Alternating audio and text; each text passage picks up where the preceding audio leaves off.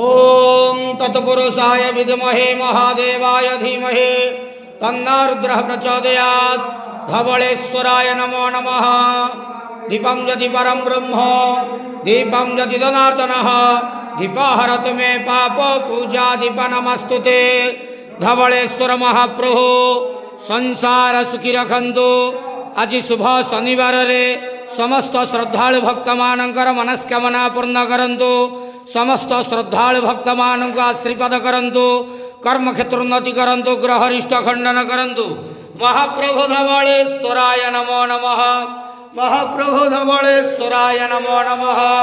प्रभु नमः शिवाय महारुद्राय संसार सुखी रखंतु आनंदे गेवार।